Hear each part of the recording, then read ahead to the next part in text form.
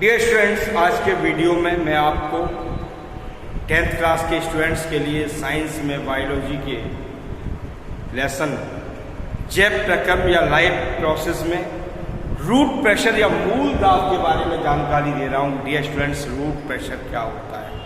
Root pressure एक प्रकार से रूट्स की कॉर्टेक्स रीजन की टर्जिट कोशिकाओं के द्वारा उत्पन्न दाब होता है, जिसके कारण जल ऊपर तक पौधों में पहुंचता है। तो हम कह सकते हैं कि जड़ों की कॉर्टेक्स भाग की सेल्स की स्फीत अवस्था के कारण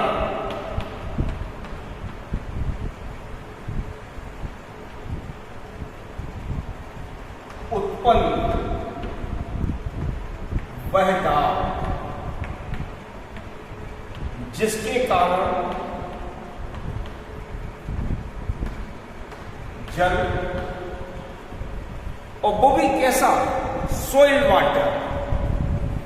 तो इसको हम कह सकते हैं मृदा जल, जिसके कारण मृदा जल जाइलम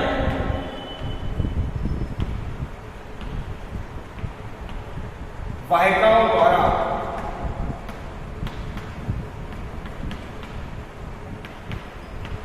पौधे में कुछ ऊंचाई तक ऊपर की ओर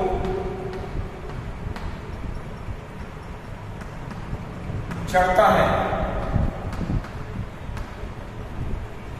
रूट प्रेशर कहलाता है। डियर स्टूडेंट्स, जब रूट्स अपनी जड़ों पर पाए जाने वाले रूट हेयर्स के थ्रू जब वाटर एब्जॉर्ब करती हैं, तो जल मूलोमों के थ्रू कॉर्टेक्स भाग की कोशिकाओं में पहुंचता है। तो कॉर्टेक्स भाग की कोशिकाएं टर्जिट हो जाती हैं, स्फीत हो जाती हैं, और उस टर्जिटी के कारण एक प्रेशर क्रिएट होता है, जिसको रूट प्रेशर कहते हैं।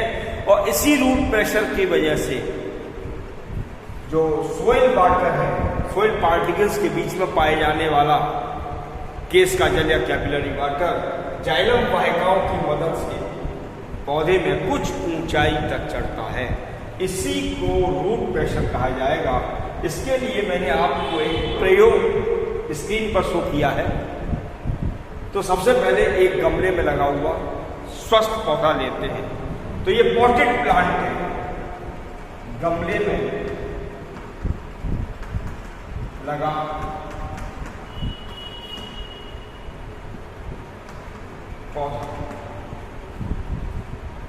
पौधे को प्रयोग में लाने से पूर्व पर्याप्त मात्रा में जल दे देते हैं। उसके बाद इसके सोइल लेवल से अर्थात मिट्टी के लेवल से लगभग 5 सेंटीमीटर या 6 सेंटीमीटर ऊंचाई पर, ये 5 to 6 सेंटीमीटर का लेवल है, 5 to 6 सेंटीमीटर ऊंचाई पर हम तने को इस प्रकार से काटते हैं कि एयर बबल अर्थात वायु का बुलबुला इसके जाइलम ऊतक में एंटर न करे, प्रवेश न करे। फिर एक रबर ट्यूब की मदद से मैनोमीटर, ये मैनोमीटर है, को लिंक कर देते हैं, अर्थात अटैच कर देते हैं, जोड़ देते हैं।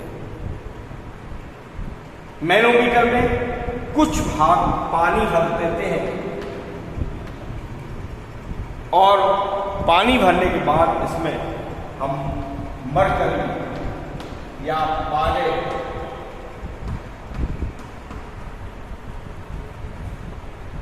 को भर देते हैं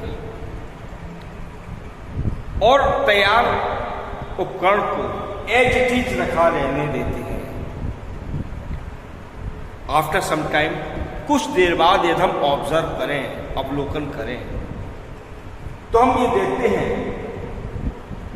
कि मैनोमीटर में, मान लीजिए कि यहां पर पहले इस लेवल तक पारा भरा हुआ था, तो ये है पारे का प्रारंभिक लेवल 70। और जब हम ऑब्जर्व कर रहे हैं तो ये हमें ये दिखाई दे रहा है पारे का अंतिम तक। ड्यूरिंग द ऑब्जर्वेशन के समय, जब हम ऑब्जर्वेशन कर रहे हैं, अवलोकन कर रहे हैं एक्सपेरिमेंट का, तो प्रारंभ में हमने पारा यहां तक भरा हुआ था, हमने इसको इंडिकेट कर दिया, चिन्हित कर दिया कि इस लेवल तक पारा भरा हुआ है। और जब ऑब्जर्वेशन कर रहे हैं तो देखते हैं कि पारे का तल ये ऊपर उठ जाता है, अर्थात जो मैंने ये लेवल आपको दिखाया है ये इंक्रीजिंग लेवल है। भाई ये पारे का लेवल ऊपर कैसे उठ गया?